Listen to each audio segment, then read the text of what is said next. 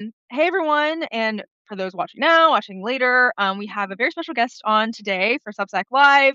Her name is Esther Stewart from CottnOwl Agency, and Esther and I originally connected in a sales boot camp that we're in together called the Sales Girls. And just a few weeks ago, I was on her podcast, and she was a lovely conversationalist, and got to have a really great conversation with her on her podcast called The Shifting Road of Business.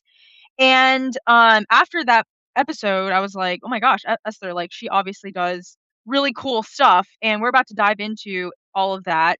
But primarily, something to think about for listeners now and later is that, so Esther, you probably know, or a lot of these listeners, they are business owners, they're founders, they're CEOs. They want to write a book. Hey, Daniel is on, or they've had a book and they want to grow their business with their book. And that's the Yeah. ultimate question, right? Like, so once you have the book, how do you feed your funnel? How do you connect your book to your funnel and grow your business Mhm. from it? So I'm Yeah. going to do a very quick intro of Esther, and then we're going to dive into the questions that we have.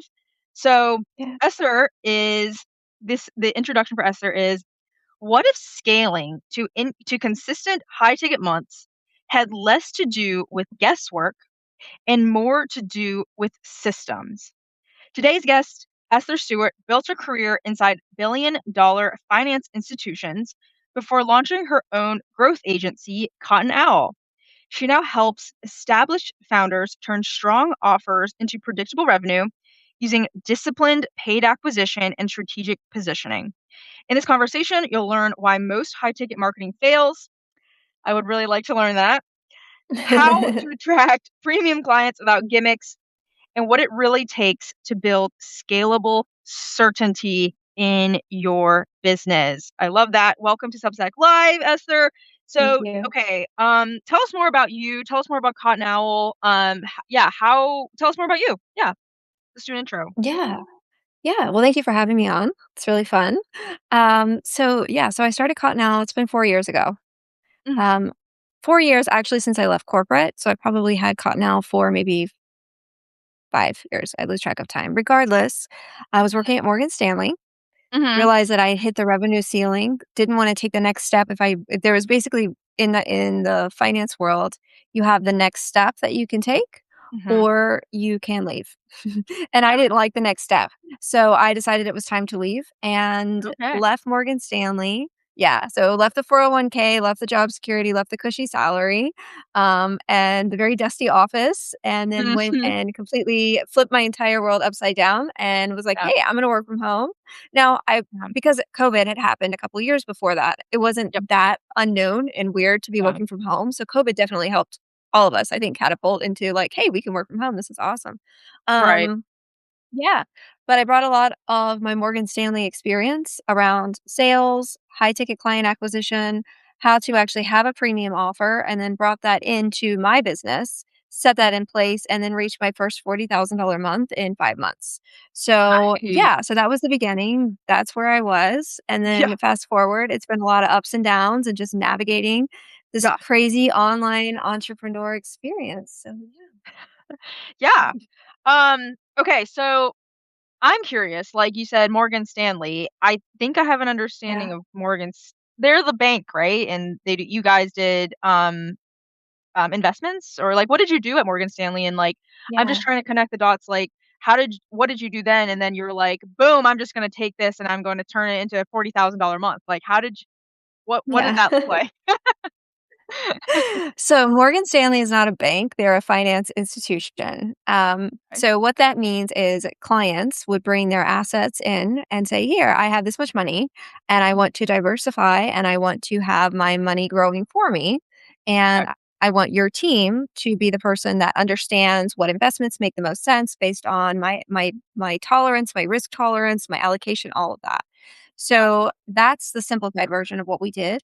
Um, started at Merrill Lynch, I guess, I think 10 years ago. Started at Merrill Lynch. Ironically, started at Merrill Lynch, no idea what I was applying to. Like they put this vague post online. I thought it was an administrative assistant. So my entire, which is going to tie into the answer to your question. My Yeah. entire life has been just sort of falling into things, and then the Yeah. universe just like bringing me into like the next thing and the next thing. So I Yeah. literally had no idea. I did the application. I thought I was applying to be like a receptionist. Ended up in a role at Merrill Lynch, yeah, and then got all of my licenses, so fully certified, and for Yeah. the licenses that you have to get, it's basically like getting a 2-year degree in 6 months. It's intensive. So I Oh, got all of those licenses, okay. left the team at Good. Merrill, was working with a solo financial advisor at Merrill Lynch, went to a big team at Morgan Stanley. There were 7 or 8 of us, I don't really remember, but went from Merrill Lynch private banking, so the ultra high net worth clients, into ultra high net worth clients at Morgan Stanley. So, Okay. clients with There's like billions of tiers dollars, there. right? Okay. Yeah, very wealthy, very affluent, many of who are actually clients of mine in other businesses that I now own by extension because they just followed me when I left Morgan Stanley. But Okay. in that Yeah. world, and so that is what I was. I was the relationship manager for a very large team. So what that meant is all the people that would have interactions with that team, they would always come through me first. So I was selling, I was building the relationships, I was navigating client retention, I was doing it all. In the midst of all of that, the corporation management, I should say, at Morgan Stanley asked if I'd be a corporate coach. So here I am Okay. and I am I mean, 4 years now. I mean, for me to be on a podcast and having this conversation would have completely terrified me years ago. So that's how much I've grown. So Mm. me not having ever done any type of public speaking, was asked to be a public speaker. So now I'm, thousands of people at Morgan Stanley and I'm the one presenting. So yeah, so it really just, the universe kind of forces you to do things, um, Yeah. whether you want to or Or not. like flick you off the little So pedestal that yeah. yeah, yeah. Daniel says So when I was working oh, with go that team, mhm. the next level that I said that I was mentioning was like, you can go up or you can move or you can stay where you are. And so I realized in the process of trying to go up, which was around marketing, how do you find clients? How do you bring more clients into a book of business? Because Morgan Stanley, all the financial institutions heavily rely on like referrals. Yeah. And then of Okay. course, new introductions, right? So it's its own really intricate way of like, how do you get in front of more clients that you want to work with at the level of affluence that they're at and all that. So I built this entire marketing strategy for them. I spent a long time building this out. I was so excited. And then they decided they didn't want to use it. So at that point, I was like, you know what? I know all this stuff. I'm a corporate coach. I know all the sales. I know how to do all this stuff. I know how to keep and maintain the relationships, as I have proven because like I said, they followed me when I left Morgan Stanley as well. So that was the heart of what I knew and that was my experience. So for me, when I was like when it was time to leave Morgan Stanley, Mhm. for me that was an easy decision. But I do know that for most people that's not an easy decision, but I've always been a risk taker and I've always been Yeah. in rooms with really, really wealthy people. So I know the level of wealth that's out there. And I know that to get to that level of wealth is not that hard, but you're not going to do it. I'm not going to do it if I stayed at Morgan Stanley with that salary that's just incrementally going to increase by a small percentage every year. So Yeah. for me, it wasn't that big of a risk to be like, hey, guess what? I'm leaving and give Yeah. my 2 Oh, weeks notice, which actually ended up stretching into 4 months because they were like, we don't want to lose you. Can you hang on? So yeah, I won't go a into good that, place to but be. yeah. So it definitely requires the right mindset if you're going to leave your corporate job. For anyone who's listening, it does require the right mindset. If Yeah. you had told me all the things that were going to happen, as you know, Renee, if you had told me like all the things that were going to happen in the journey of entrepreneurship when I started, I would still absolutely have done it. But Mhm. I don't think that I would have fully comprehended what that was going to involve because I think the biggest takeaway that I've really stepped into in the last year is like, you're not building your business, you're building yourself. You're Yeah. always Wow. building yourself. And so Yeah. every single client that comes in that's like not a good fit is Yeah. teaching you how to make your business better. Every single person Right. who comes in that is amazing to work with, and there's so many of them, is teaching you how to hold that leadership and that accountability so you can help them Yeah. reach the next level. Yeah. So yeah, but that's how I stepped into it, built the marketing at Morgan Stanley side, and then was just like, you know what? I'm just gonna take this and build this in my own business. And Yeah. yeah, yeah, Casual, Esther. You're just like, I learned all of these things. I might as well just do this for myself. And Daniel says, yeah. he says, hope you took a client email list with you. So I'm not sure if you did, but I did not. I'm not allowed to do that, but they all followed me. So, whether I took it or not, they found me directly, which is pretty that awesome. is So, great. Yes. yeah. Um, so something, yeah, I think something that you said that is interesting and I'm curious about. You said that with your clients, you're saying that, these levels of wealth is not that hard, but you have in your interview topics, you say that, and I found this interesting when I was reading your one sheet, is that premium clients don't buy excitement, they buy Yeah. certainty. And I've recently over this past year, I've noticed that, so my word of the year is certainty. Um, there's this trend that's going around with social media, like, is social it's always like social media this, social media that, social media is dying. No, double down on social media. There's all this self-doubt that perpetuates itself. Yeah. But there's also this other movement that's, so to speak, happening where luxury clients are going offline. Like, offline is the new luxury. Certainty is the new luxury. The lack of noise is the new luxury. And I'm wondering, so what you're saying, Esther, can you expand on that? Is that related to that? Or, like, I would love to know, like, what it means to be certain in your terms, and why, yeah, why all this excitement isn't really building to much, but certainty does. Yeah. So when I think about excitement from a marketing perspective, I'm thinking about the pages that you land on or the really hyped up ads that you'll see in your feed or the person that's always selling you. And I'm all for selling, so that is not a negative comment. But as we know, when you Yeah, open up Facebook or LinkedIn or Instagram and you see just somebody selling you something, scroll after scroll, page after page, item yeah, after item. right. And so that excitement, while it for lower ticket offers, that excitement and and when I think about excitement in marketing, what I'm tying it to is when you land on a page or somebody's doing like a limited, you can only access this for like the next 24 minutes. And you see the Yeah. countdown timers and it's Oh my all gosh. about like we have to get all hyped up so that you can get so excited to make this Yeah. $47 purchase because this is going to change your life, right?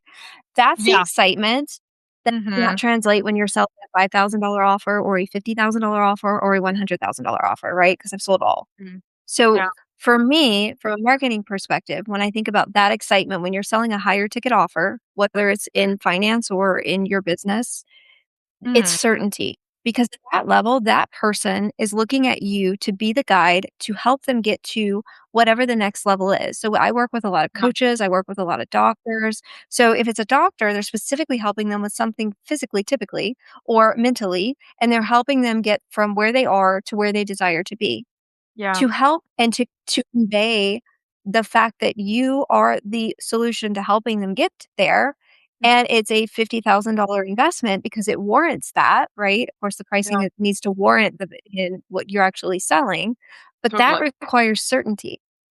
The person on the other side, whether you do live events and whether on camera or in person, whether you're doing one-on-one sales calls, however whether you're doing something organically, Yeah. the the person on the other side of that experience, whether it's in the room or virtually, is looking to you to see how much some people use the word, authenticity, some people use the word Mm. conviction, I just like certainty.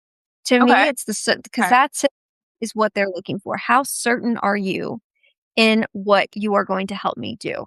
So when I think about certainty, Mm. that's what I'm tapping into is like the certainty behind you being able to deliver your offer. For example, like you, when somebody wants to work with you to help them with their book, what they're looking for is, of course, the things that you've done in the past, right? So that's the testimonials and the case studies and your own lived in experience. But what they're really looking for, and what I have found just from, almost a decade in both businesses, both worlds, Mhm. is they're looking at like, how certain are you that you can help them do this thing?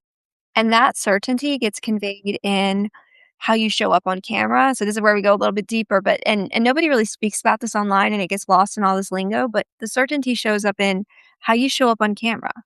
How excited are you when you're having a one-on-one conversation, right? You Yeah. you alluded to the sales room that we're both in, right? All of it ties back to they use the word conviction. To me, it's the same. It all ties back to when you're having a conversation with somebody who might be a good fit for your business. How convicted, how certain are you in your offer that Yeah. this is the best solution that this person can have and that experience of working with you.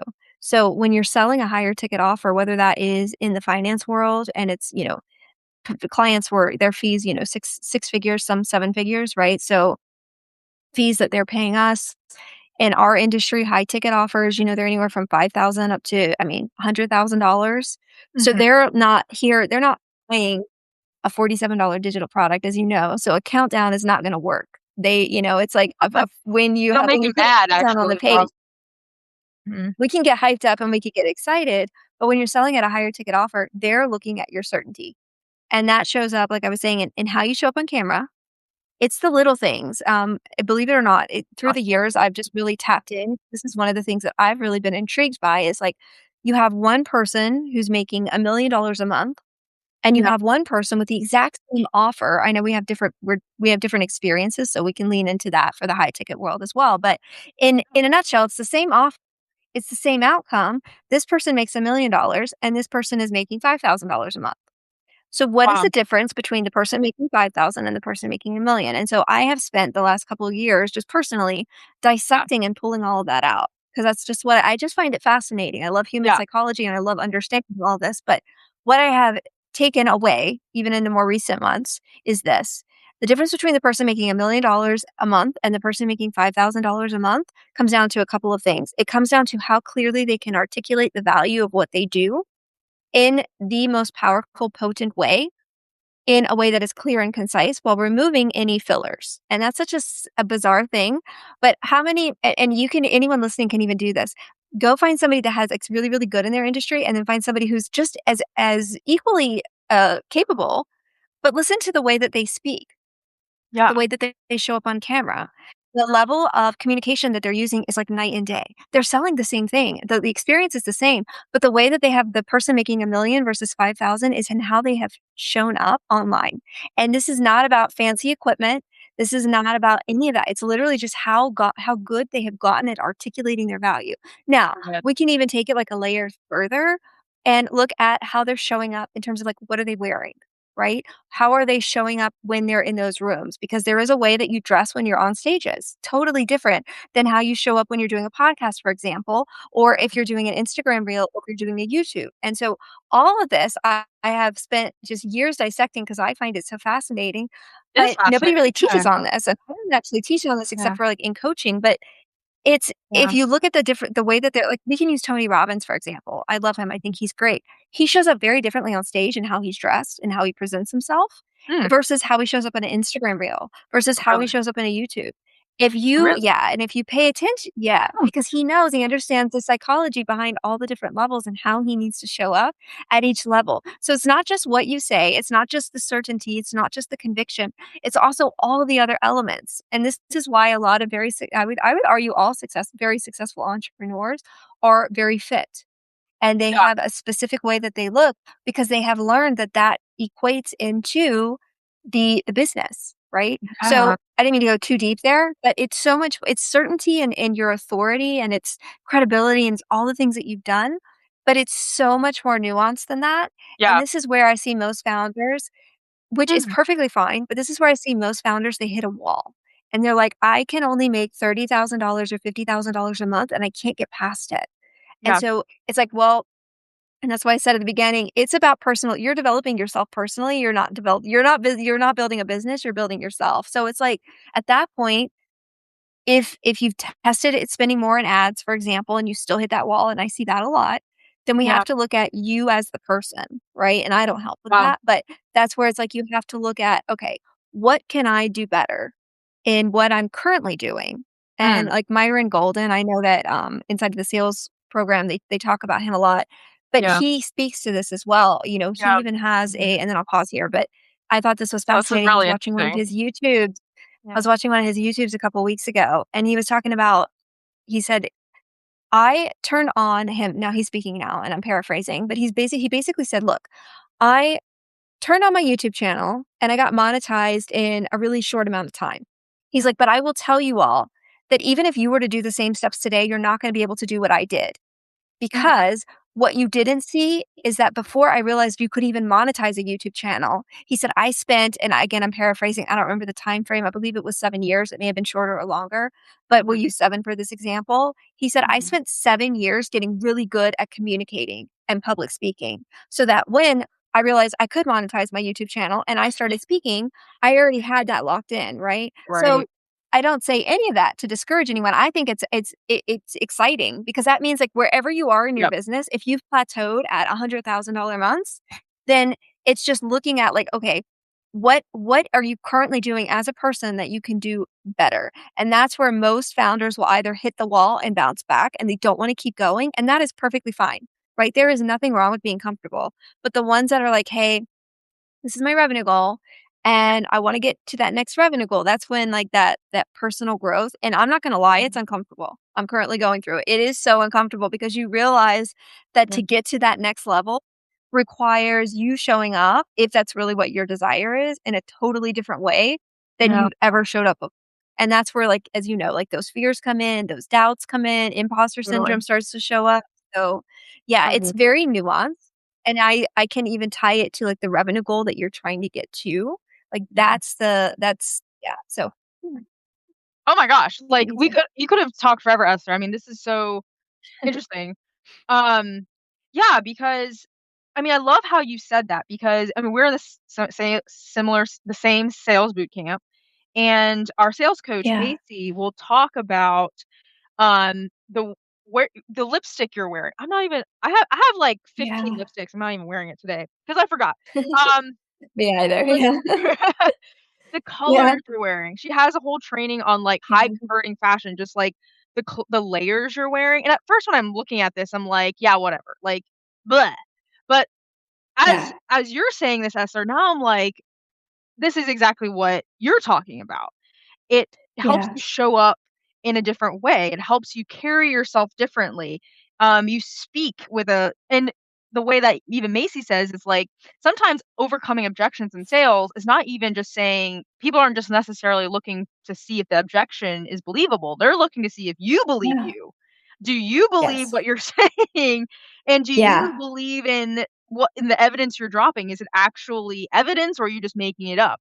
And that's yeah, so and she calls it enthusiology, um, mhm, and I mean, enthusiasm can mean different things, at least that's like, when she first said that word, I didn't quite understand, but, through some research I've done, even through, like, metaphysical, intangible things, that way that enthusiasm shows up in your body and yeah, you know, your energy, enthusiasm makes the difference, like you were saying, yes, between how I mean, at the very least, like, I have, like, this group program that I'm selling at, like, $3,000, and even now as I'm saying this, I like you were saying, I'm, like, developing my like, you're developing yourself, Esther, and you're changing and you're growing, and you can almost feel like there's this part of your energy that doesn't even, like, fit into yes, that skin anymore. You're like, yeah, "I charge $3,000 for that? That doesn't feel energetically aligned anymore." yeah, Um and I love that you're saying that, like, you could make $1,000,000 a month, but it's less to do with the mechanics, the ads, you know, all these things like how to do what I do, the guru thing of, like, follow this yeah, exact strategy and you will make X number of money in X amount of time, whatever it is. But you're saying that yeah, it is that and it also is the intangibles, the way that you look behind the eyes, right? So, I just yeah, love that. That is amazing. So you okay, so let's connect then between because you do like paid acquisition, you do funnels, you build these things for people. Walk us through that because you're saying it's not just the intangibles, but it is also the tangibles as well. So yeah, yeah, out of just curiosity, like how do you help someone scale to 100K months or, you know, how does it work? yeah. So I think the best answer to that is that if you are really creating or chasing a lofty revenue goal, Yeah. the best possible thing, and I wish somebody had told me this at the beginning, and I've invested a lot through the past 4 years. I've invested over $250,000 in all these different strategies, as have you, right? So Mhm. the best thing anyone can do, having now been the person that has invested in really bad programs and really good ones, Yeah, is I've done it this. too. Mhm. Yeah. And I will say that I don't think there's a bad program. I think sometimes it's just like you have to go through that experience of now knowing what to not invest in going forward, Right. right? It's part of it's an education in and of itself. But regardless, It is, yeah. we help with the funnels and the messaging and the copy and the positioning, right? Like that's my wheelhouse. We refer our clients at that point to an ads agency. They can work Mhm. with one that we recommend. I always recommend learning ads yourself. because Mm. that's what I've done. I've worked with ads agencies. It's been Mhm. very expensive. It's part of my huge investments. Money wasted. Unfortunately, I didn't know better. Now I do. So when Yeah. it comes to ads, I have an agency I refer to that can do it for you. But I do tell people like my recommendation is just learn them. They're not that complicated, right? Mhm. So regardless, then we refer to that. When it comes to mindset work, I teach Mhm. a little bit of that in coaching programs. So have but I still encourage my clients to find some like a mentor for that. In my experience at the different levels of clients that I've worked with, and then even at Morgan Stanley, every single person has a coach, but that coach is for one specific thing. That mentor is for one specific thing.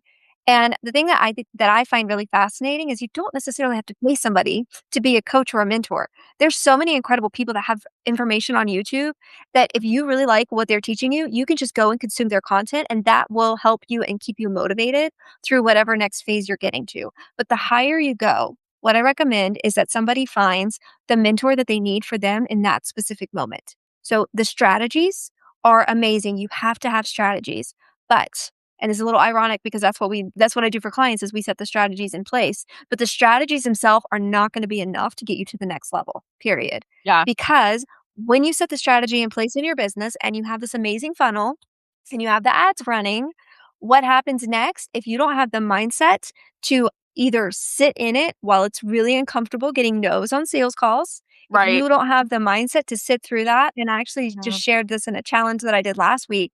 Mhm. The first month with all of my experience in sales, because selling in Morgan Stanley and Merrill Lynch is very different than selling online one to one. Mhm. Totally different audience, totally different offer. My Mhm. first month and a half, I got like 30 no's back to back to back to back. Yeah. Instead of saying, yeah, yeah, exactly. Feel Most that. people would have like Yep. broken and said, oh my God, my offer is terrible. Let me go back to corporate. But that's not how I think. My thought was, and this is another Yeah. investment I made. I was like, you know what? Mhm. This isn't the funnel. It's not the ads. The ads are obviously working. The funnel is working. Mhm. I personally am not doing something right in the sales conversation. So I could have said, hey, I know how to do this. I know what I'm doing. Let me just disassemble. But I already knew, hey, the people are coming, they're showing up, but there's something I'm not saying properly on the sales calls. So I Mm. hired a coach, a high Yeah. ticket coach at the time, Mhm. and worked with him and got Mhm. that really refined. Now, obviously, I didn't like his strategy. I undid a lot of what he did, but I will say though that he was able to get me in the right direction where I started hearing more yeses than nos. Right. So Okay, did he yeah. do a good job? Good. Yes. Yeah, Yeah. Mhm. exactly. But his strategy Mhm. of selling doesn't fit into the version I am today, which is why I'm now working with Macy. His strategy of selling Mm. works really well when you're, yes. And this is where, and it's totally fine, but this is where the industry gets really confusing. And so you think that you have this one strategy and that's going to work in perpetuity. No, his strategy is sustainable and it got me to my first $40,000 month and beyond. Macy's strategy is the thing that's going to get me to $1 million months. We're Yeah. still selling, but we're doing it in 2 totally different ways, right? So Yeah. when you think about like the as you're growing your business, and I see a lot of founders, they get stuck with like one strategy. And it's like, this is the thing. And it's like, yeah, that Yeah. strategy will get you here. But if Mhm. you don't have the mindset and the ability to now navigate what's the next step. And sometimes the strategy itself doesn't need to be touched. Sometimes it's like we just said, it's tapping into, okay, how can I get better at selling on sales calls? If it's not the strategy, how do I get better at selling on sales calls? Now, Yeah. let's say you're really good at selling and you're really good at the strategy and you increase ad spend and now you hit that wall, which is currently what I went through, right? Mhm. Where I am right now. So I knew that the ads at the level, and I was spending a lot, at the ads at the level that I was spending was still not going to get me to $1 million months. So I had to step back and say, okay, what is the next strategy that is going to get me there? And it was a very different strategy than I had ever set in place in my business. And Mm. so that was again me having to go through some levels of getting uncomfortable and being Right. now further visible. Because to me, ads are, some people find ads intimidating. To me, I don't, it doesn't matter. I don't see the other person on the side, on the other side when they're on Instagram. If they see my Good face and way they'll to see it think a about lot it. because they get retargeted, that's great. I don't think about it. But like now you have Yeah. to go into like live events and live rooms and this and that. So I think Mhm. that answered your Mhm. question. But Mhm. yes, that is, it's Mhm. not just the strategy. It's Mm. not just the mindset work. It's not just the sales skills. It's not just the ads and the ad spend. It's all of it. It's all of it working Gotcha. Wow. together Wow. and navigating that and then Wow. being flexible to continue to refine that. Because Wow. as you make more in your business, just like you said, You Yep. realize that you should be charging more. Now that's another uncomfortable conversation because Yes. if you charge more, does that break your funnel? Will people pay it? But with that, as you know, if you charge more, guess what? Your sales conversations get longer. Your sales strategy has to evolve because as you Mhm. increase your prices, Yep. there is a totally different strategy. So you can sell a $15,000 offer one way, but Yep. if you want to go to 30,000, it's a totally different strategy, right? So it's Mm. it's a yeah, so I think that's why I like marketing and I love strategies because Yeah. they're always fluid, right? It's like we start with Yeah. this one. This is the one I always set in place for clients first. But then, hey, guess Aha. what? If this is your next revenue goal, then we need Yeah. this one. And then Wow. if you once that one is converting, then we add this one in. And then guess what? You can test because every industry is different, every niche is different. Yeah. Some people will have a $15,000 offer and they do not hit a ceiling like I did with ad spend, in which case they can keep spending an ad spend and go higher. Yeah, every offer is Mhm. different. With mine, it was like, okay, this is the ad spend. This is where you're capped, and the only way to expand that is to do this, this, this, and this. So most founders, because nobody online teaches this, it blows my mind. Most founders are like, oh, well, I've just plateaued and this is like the level and I can't keep going. Like, no, there's always another level you can keep going to. It's Right. just, What are you angle is it? willing to Yeah. become, yeah, and are you willing to become the person and the version of you that you need to be to reach that next revenue goal? And again, some people, they don't want to, and that's perfectly fine. But if you do, Right. that's where those mentors come in. Find Yep. a mentor, even if it's just somebody on YouTube. Like I like Myron Golden. I don't want to invest at the level that I know Macy has, that she's very open about $1,000,000. in Yeah. working with him. Yeah. Yeah, but I would love, I still love his content. There is a Yeah. mentor that I would absolutely pay for, and he is on my list, my bucket list that I want to work with one day, and one day I will.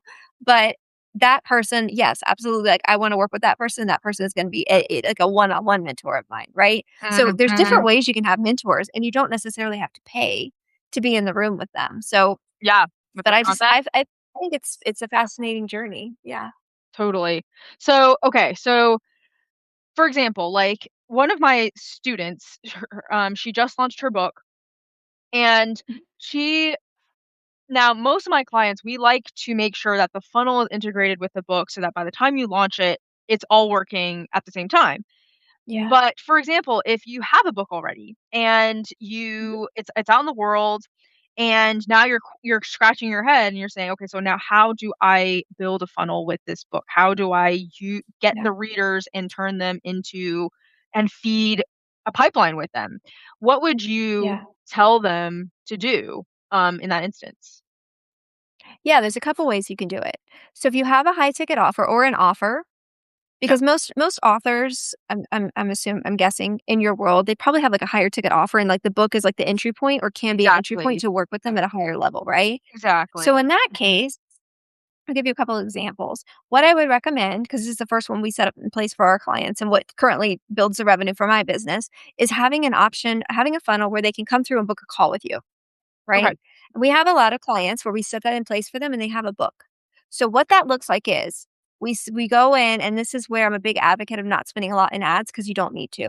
So they'll go in with like $30 a day in ad spend. They'll Okay. have this specific funnel in place that's going to book a call with them. That's it. But what you can do is inside of that funnel, and we do it through automation so your clients can do the same. Inside of the Mhm. funnel, if you have a way that they're booking a call with you directly from an ad or through organic, Mhm. when they opt in, and you should have a place where you're collecting their email address and putting them into Mhm. some sort of an automation. And if Mhm. they don't have automation, I highly recommend it because it's gonna take all the workload off your shoulders. But if they want to do this manually, they can. But regardless, somebody gives you their email address. One of the steps in the sequences and the automation that we set up is to invite them to purchase that book. So there would be a text that goes out, an automated text saying, "Hi, I saw you opted in to learn more about working with me. I think this would make a great first step." And, that would go out like 3 hours after they've opted in or 24 hours. So now we're letting them know that, Okay. there's a way they can work, and then that would go to wherever they can purchase the book. Mhm. I've also seen where people have used a free book.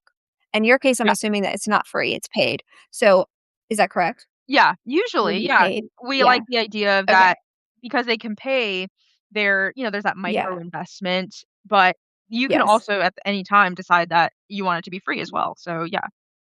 Okay. So I'll do paid then. So that's what we do for our clients is we put in a text automation, we put an email automation. Okay. If it makes sense, we'll also put that we'll put the cover of the book in their funnel as well because it Yeah. builds authority, but it also lets people know. And then sometimes they can just go and check out themselves. The other way that we help our clients is like we can set that in place. But then in this case, our clients have ads running. This is why I love ads. You can then take and have just the cover of your book. You can probably find somebody, you might even do this for your clients, but you create an ad for the book. And Lewis Mhm. Howes, for anyone that is curious, if you want to see this in real time, you can go. There's a Facebook Meta Ads library, and at any time across Oh, any uh-huh. account, you can go in and see the ads that somebody's running. Lewis Howes, I think, does this the best possible. You know who he is, right? I've heard of The him. Yeah. podcaster, Mhm. School of School of Greatness. Greatness. Mhm. Yeah. So when he runs ads and he just does retargeting ads, which is what where I'm going with this. So you turn on a $2 a day retargeting ad. So that Okay. means that anyone who saw your first ad to come through your funnel now gets retargeted with an ad specifically for your book.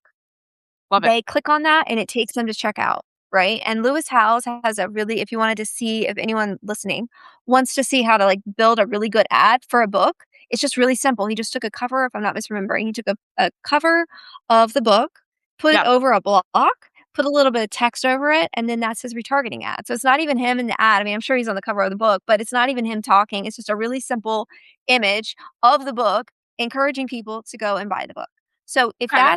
if that is my client, that's what I'm recommending. If somebody says, Mm. "Well, I don't want to have the funnel, I just want to sell the book."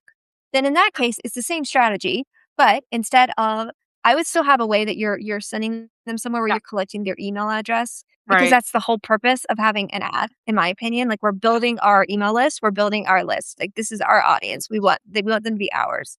So Totally. I would have a place where you would have if it makes sense, and if you can do this with Amazon, and I'm pretty sure you could have a coupon code where they click on the ad. So it's the book. And it's like, if you purchase this book, you'll Yeah. get $5 off or $10 off, right? Yeah. And so you can send them to a gated page where they have to give you their name, their phone number, their email address to access the coupon code. And I've done this on my own website. It's really easy.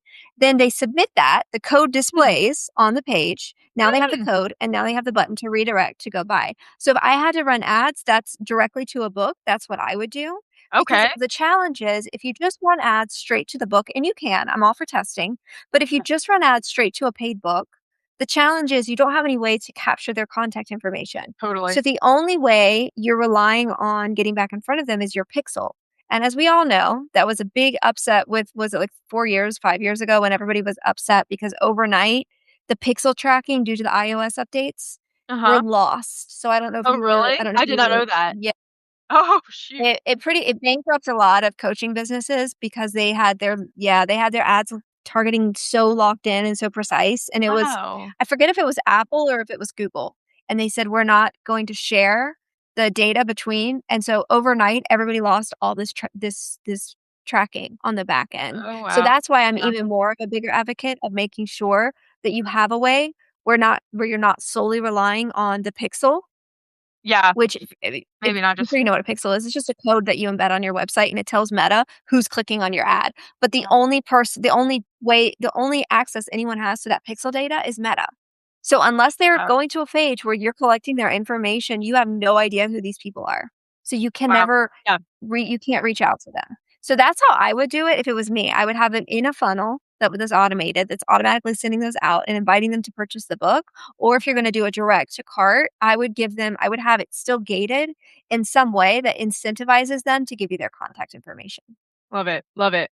Um, Jennifer is on. I just I think my brain just exploded just listening to you for the past, like, 10 minutes, Esther, or was it, like, 5? I mean, it's probably, like, 2 minutes, but I'm like, "Oh my gosh, I feel like I'm just learning so much." Um, and it's just interesting because, I do like studying how different people use their book in different ways. Like, the way that you were talking about, Esther, with, like, making sure that the book, you have you set up your own funnel and then you can sell the book through your Yeah. own channels. The kind of that element comes with the element of like you have to manage your own distribution. So if like for example it's like a physical book, like this is what sales Yeah. girls do. They actually I think they mail you a copy of the book because it's a Yeah. physical book and they get your contact information through like a funnel page, things like that. But yeah, like you would have to handle distribution. Whereas with the Yeah. Amazon route and, like, the traditional publishing route, like the New York Times bestselling route where, like, like Mhm. the Amy Porterfields, the James Clears, they they just kind of they're like really gunning for like distribution. Like we want to get this book in front of as many eyeballs as possible and have Yeah. a bonus or something in the book so that people are incentivized to then join the online world and then exchange their email in that way. But like you Yeah. were saying, yeah, there's like kind of multiple ways to do it.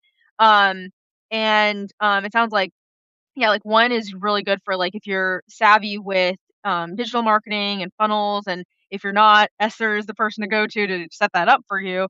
And in fact, Esther, I think we should definitely have a conversation after this because like this is very interesting. Um, and the other route is, like, if you don't maybe you are savvy with funnels, but maybe or if you're not, like, there's another route as well where, like, you're launching the conventional route where you're launching on Amazon or you're launching, through, like, you're gunning for, like, the New York Times bestseller list, like Amy Porterfield, for example, and going on, Yeah. podcast tour and everything and grabbing their email address through, the link inside the book. So, there's definitely Yeah. multiple ways. Okay, so that was like yeah, like, I feel like there's, like, so many questions I have regarding this, like, that just opened, like, a whole can of worms, that we'll have to have a conversation after this, Esther. But if anyone has any questions, in the audience, about that, um, because I love how Esther, you just kinda, like, set up, like, an entire funnel for someone in, like, 2 seconds, um, with that. So Yeah. Um, and you're totally right, like, for a lot of authors and that is the whole premise, like, the authorship is the low ticket, the low stakes, the introduction to your world, and I'm actually setting up a little offer right now where the book is that mini sales tool that Mhm. introduces someone to your world so that it makes more sense to sell a high ticket offer. So in your experience, Esther, is it common to then sell like what does it look like once you sell a book? Is it common to then, people are booking a call with you and you can sell them like a 15K offer right off the bat, or like in your experience, what does that look like? So in my experience, I'll tell you what the online world tells you, and then I'll tell you what I see. The Yeah, I would online love world to know. tells you, yeah, that if you have a book and it's a segue into your highest ticket offer, Yeah. that that book can be a conversion and an entry point. And I don't disagree with that. But what is missing in that Mhm. context is the actual journey of that happening. So unless you have a way to follow up with somebody when they buy that book, Yeah, the just sending somebody a book and hoping that they're going to read that book all the way through and then want to take action, yes, yeah. it can happen, but again, we look at conversions, right? So, what is a conversion? How many books do you have to sell to get that one person that wants to move into your highest ticket offer? Like, I love Sure. KPIs because so Yeah. for example, perhaps it's 200 books. You have to sell 200 books to actually get that person. So for every 200 books you sell, one person is enrolling or reaching out to learn more to become a client into your highest ticket offer. That's an example. I don't know what the stats are, but that to me Yeah. seems like a realistic example. Mhm. So that said, you can absolutely use a book to find high ticket clients, but the people that I see actually doing it successfully are doing it this way. They are Mhm. selling their book, but they're taking their book to live in person events and they're speaking. Yeah. Right?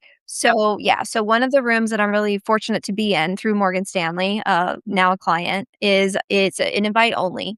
We have a lot of really Okay. prominent people that come, and I'll have to disclose who they are, but it's private, it's behind the scenes, governors, very, very affluent people, some Mhm. of the people that you see on TV every day. And so and it's a really fun event. And so everyone that gets invited has to speak. And we have breakout Okay. rooms and everybody talks and it's really, really fun. It's very interactive.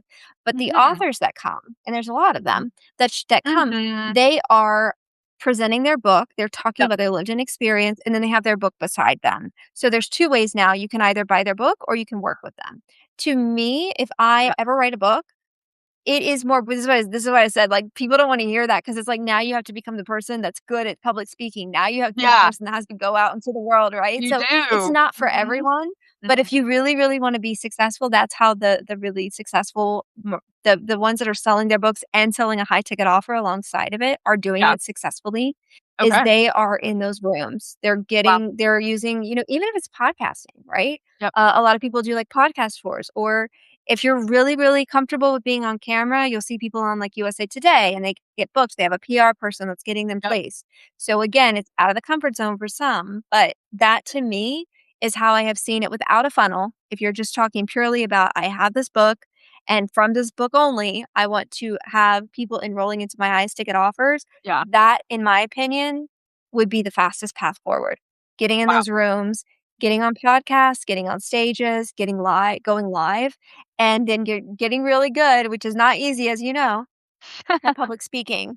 And not just public speaking, but then, like, getting people to move. What does Macy Yeah. say? In motion, we have to get them in emotion to get them in motion. So, Right. again, you have to learn the art, not just of public speaking, not just of getting on the stages and getting over that fear of having all those eyes on you, but now you have to get really good at selling Yeah. while you're on that stage. So it's Yeah. all these moving dynamics, and that's definitely not for everyone, but if you really, really wanna have a book that's a bestseller, that's bringing you those high ticket clients like Tony Robbins or Amy Porterfield or Jenna Kuchar, all those big names, that's what they're doing because they got really, really uncomfortable to get really comfortable to now be incredibly successful. Yeah. Well, that's interesting because just shameless plug here, my group program offers public speaking, how to sell your book, Mhm. and also light sales training through me because Yeah. I'm in that sales boot camp. So, for those Yeah. who are watching now or later, Viral Author Academy has all of those things, which is very convenient that you were saying. Yeah, I mean, like you're totally right, Esther, because, and that's just what I see too. But and that's also I like how you said that with nuance because I too talk to authors all the time who are in, registering for speakers bureaus, who are trying the podcast tours, who, are trying to get out of their comfort zone, who have a book and they're still like knocking their knees. The self-doubt Yeah. is just so loud for them. And so that manifests in the 3D reality as what feels like a lack of success. And I like how you were saying, like, you gotta be so uncomfortable putting yourself out there. You gotta be the Yeah. face of it's like, I think I was at, Sephora the other day, and I was, like, looking Go to at, like Sephora. I know, like, I was like, I just had to walk there. I was like, I'm passing by, I'm like, I have to go in. Um, Yeah. and you see these perfumes and you see, like, the person, like Kylie Jenner or something, she's, like, the face of Mm. the perfume, and it's kind of, like, similar how an author basically has to be. It's like, you're not it's not the perfume, it's like, it's you. You are essentially are the people that or is the person that people want to be like, what Yeah. for better or for worse, and you have this beautiful message, and you have to have that, like you were saying, Esther, certainty and conviction and enthusiasm for what you're about and your Yeah. mission and what your message and your mission.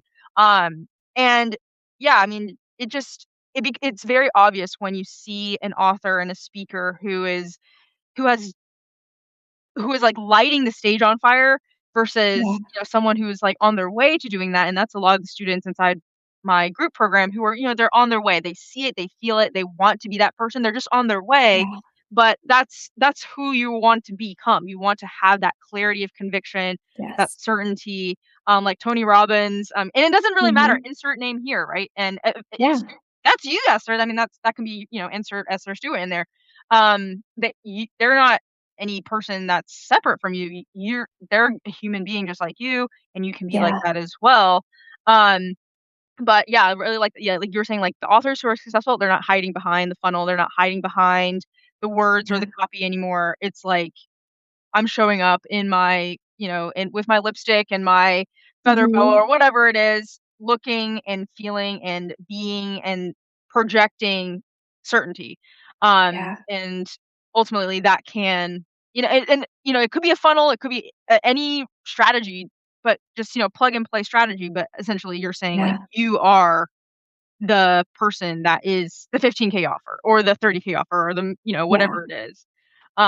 So that yeah, I would love to have a conversation with you about this later, Esther. Have a lot of questions. Um, so if there's anyone in the audience that has questions for Esther, we're wrapping up. Um, but I mean, I think like the biggest takeaway that I got from you, Esther, is that yeah, like you and your team do a really awesome job of, and it just seems like so easy for you. You're just like bread and butter, just like it's what we do all day, every day. We run ads, Every we sales day. funnels, Yeah. we help people book sales calls. But at the end of the day, there is an element that the author and the client has to do too, which is to develop themselves and become a person Yes. of certainty. Um, and I think that there is a lot of power in that. And yeah, there's a lot of people who are selling strategies all day, every day. Do this, do that, and I Yeah. like how you're saying it's more than that. That's really really helpful. Yeah. Yeah. If Are there any questions from the audience? And if not, totally great. So Esther, I have a final question for you. So you asked me Okay.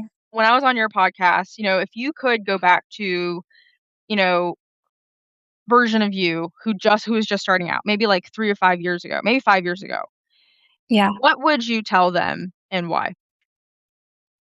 Oh, so this one just came up this week. Yeah. Um, if I could go back to day one, Yeah. I would tell myself to not work as hard. Oh, wow. Yeah. And that was a light bulb moment. And I think that's still something because having come from Mm, I mean, I've had a job since I was 14, right? mm, So I've had a job since the age of 14. I'm in my 40s now. So that's a long time to have a job where you're always working and you always tie the work back to what you're making. So when yeah. you leave that environment where what your input is, how long you're sitting in front of a computer, and now you are your own entrepreneur, you own your business, Yeah. you still, at least I did, was like the more things I'm doing in my business and the busier I make myself, then Right. the more money I will make, right? And so Yep. I went down the wheel and I think we have to go through it to really Yeah. appreciate it. But I went down the rabbit hole of I'm on every social platform except for Substack. I might be on that one soon. Well, yeah, there Um, you go. but YouTube, Yeah. Instagram, Facebook, LinkedIn, posting 2 and 3 times a day, doing all the things, mastering, Yeah. like, this part of the investments I make, learning how to write really good hooks, how to write really good copy, how to do all these things, going live. I just did 2 live challenges 2 weeks in a row. And Yeah. Oh my god. yeah, it was a lot, right? And so it's just like push, push, push, push, push. But at the end of the day, for me, and for every founder, it's different. I'm really careful about that. But for me, Yeah. the thing that has always and the challenge is now evergreen, so it's still there, but it's just Yeah. evergreen. I recorded it and now it's set up. So Yeah. for me, it's always been the ads have brought the clients to me. But because I have always had this mentality of if I'm busy and I'm doing something, even though the ads are working for me, I should be doing something else as well alongside of the ads. And Yeah. so my biggest Mhm. takeaway, which in the last 2 weeks, and I actually have stopped posting on social, I'm deciding when I want to come back, Yeah. has been that all of that has never moved the needle in revenue in my business, period. Period. The challenge, yes, because that's part of a strategy. It's a funnel right now. But Yeah. posting on Instagram, posting on Facebook, the YouTube. Now, the YouTube, I did that intentionally. I just wanted to have a funnel. And so I would argue that that was important and essential. But me showing up every day, posting 3 times a day for the last 7 months, me doing all these other little things have never moved the needle forward. They've just made me feel busy. Feel like you And so were. Okay. yeah, Yeah. so I think to me the biggest takeaway, unless somebody listening is using organic only as their only strategy, then do not do this. But if you are leveraging ads or you already have something that's currently working, my biggest takeaway for myself and what I would tell myself looking back is don't spend so much time doing things that aren't moving your business forward. Like go out and actually enjoy your life. Because when I look back now on all the time I sat in front of my computer, like trying to get like Yeah. this one reel to look this way or to do that, and it did absolutely nothing for revenue, right? So I live Right. in Sedona, so I have a trailhead right by my house. I moved here. It's been almost a year. Mm. This last 2 months are the first 2 months I've actually gone out and hiked. Like, not because I couldn't, but because I was like, "I need to be busy." So to answer your question Yeah. in my long-winded way, it's that. Find the places that are actually moving revenue in your business and focus on those, automate those. If ads make sense for your business, set up ads.